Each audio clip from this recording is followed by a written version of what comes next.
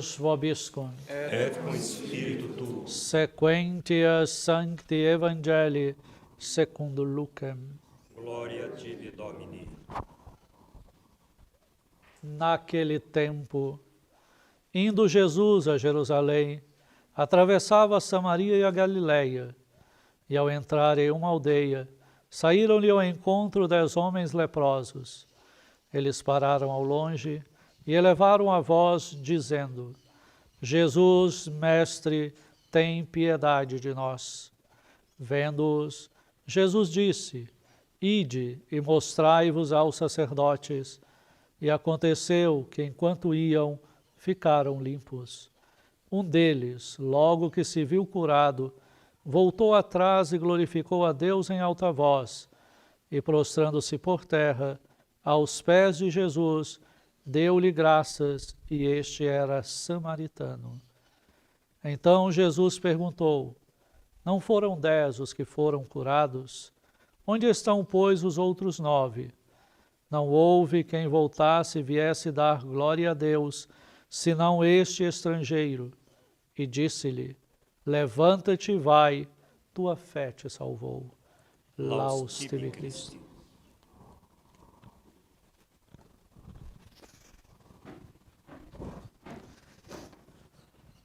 O caminho para a glorificação de Deus e para viver a santidade significa uma opção fundamental e pessoal a romper com o mundo.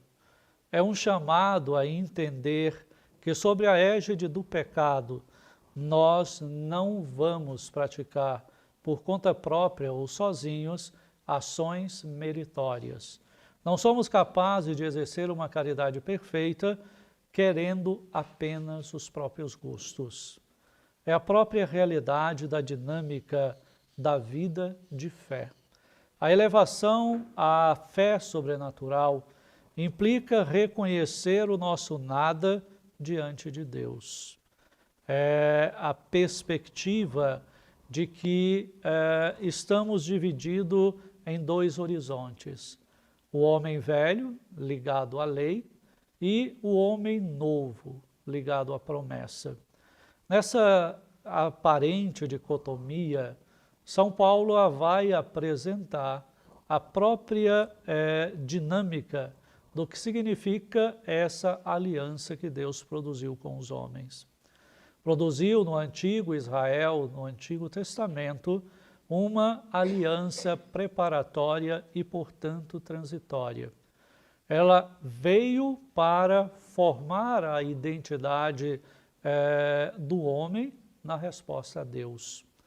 Por isso, os mandamentos foram dados, e dados por uma razão bem direta, recordada por São Paulo. Foi dado diante da desobediência e da transgressão dos homens. Deus veio ao encontro dos homens. Deus se deu a conhecer. Deus partiu ao encontro daquele que tinha se rebelado e o recoloca num caminho para restabelecer a criação originária. Mas, atingido pelo pecado, ele continua infiel. E Deus, então, apesar das infidelidades, insiste. Castiga como sinal do seu próprio amor. Por isso, os castigos, as imposições de pena que Deus executa no antigo Israel, são sinais da conduta de volta, para que o homem entenda que ele sozinho não vai a lugar nenhum. Por isso Deus aplica e sana, faz com que voltem, faz com que vão se abrindo os caminhos para o futuro. E aí a promessa vem para suplantar, ou vem para solidificar e dar o verdadeiro sentido da lei. A lei pela lei, o simples cumprimento da lei, não leva ninguém a lugar algum e não leva ninguém à santidade e salvação. É tanto que Jesus sempre operou esse alerta diante das atitudes de fariseus, saduceus, os mestres da lei. viviam o purismo da lei, aplicar aquilo que ela descreve, tintim por tintim, mas o coração estava esvaziado de misericórdia. Ele era incapaz de ver a bondade, era incapaz de ensinar o bem. Só viviam e vislumbravam o lucro pessoal, o que poderiam ganhar, como poderiam ser espertos para estarem nos primeiros lugares. Esse rigorismo de lei só leva ao esvaziamento da alma. E então o apóstolo apresenta que essa lei ela foi colocada em vista da promessa, em vista da vinda do Redentor, em vista da resposta para a edificação do mundo, para que a luz brilhasse sobre o mundo. Mas o mundo ainda prefere as trevas. Daí é que Jesus coloca essa necessidade da opção diante dessa parábola. Temos aí os 10 leprosos que vão suplicar não só a misericórdia, mas a graça de restabelecimento pleno de saúde. Os 9 que não voltaram utilizaram ou quiseram o milagre apenas para satisfazer as suas necessidades de ficar bom para cuidar dos seus negócios, no fundo.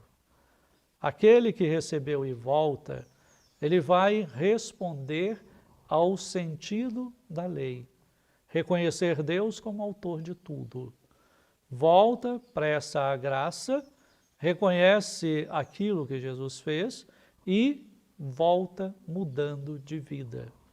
Os outros ficam na mesma superfície. Isso vai nos colocar diante dessa realidade natural que nós temos, de querer Deus como farmácia para resolver coisas, para tirar as coisas do caminho, mas não reconhecer o que Ele produziu, não dar essa resposta. Acabamos no dia a dia, preso às nossas próprias vaidades, nos cegando aquelas pequenas coisas que Deus realiza, aqueles pequenos atos da misericórdia que Deus produz.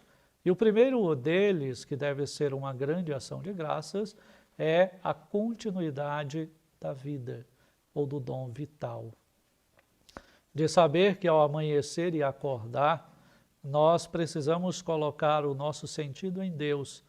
Apesar de reconhecer as quedas que possamos produzir, precisamos fazer uma vigilância interna para praticar o bem que Deus quer, para executar a lei como ato de transformação, e não apenas como coisas que nós fazemos para receber alguma coisa em troca.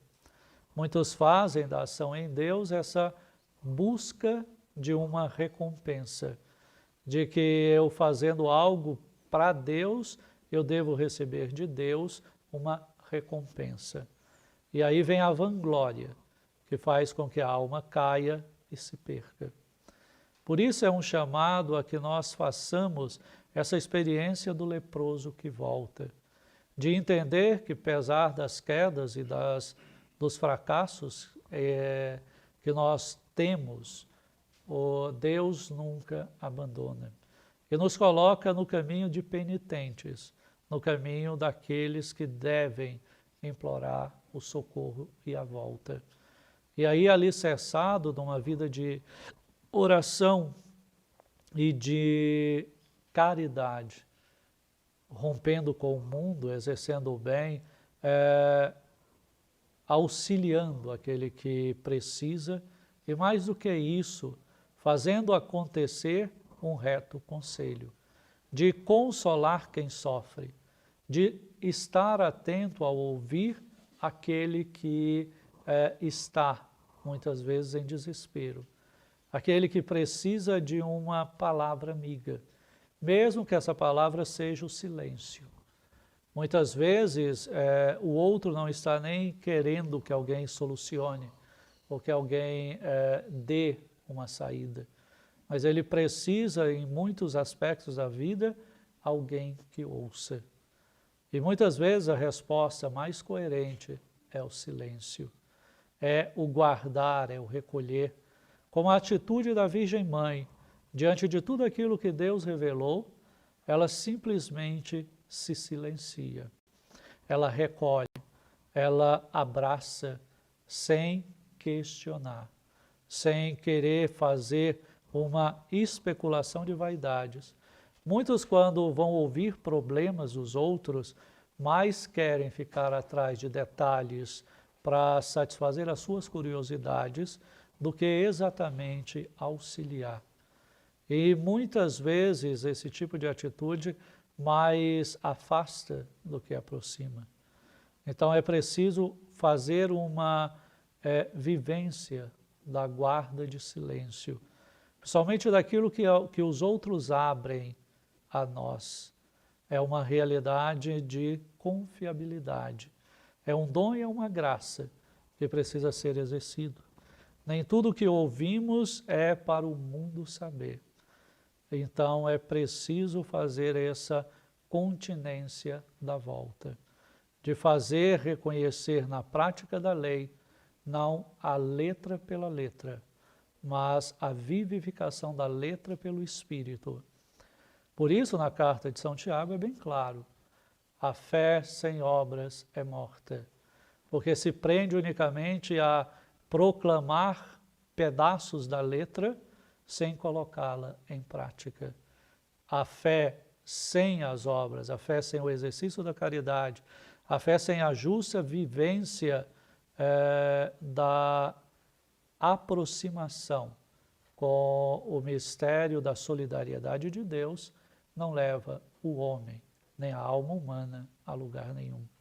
Por isso precisamos pedir a Deus esse coração que sinta, esse coração que haja na perspectiva do amor perfeito, para que possamos viver uma conversão, anunciar com a vida diante do mundo a luz da verdade, para que o mundo creia, crendo, ele possa ser salvo, e juntos todos um dia cheguemos à glória eterna do céu.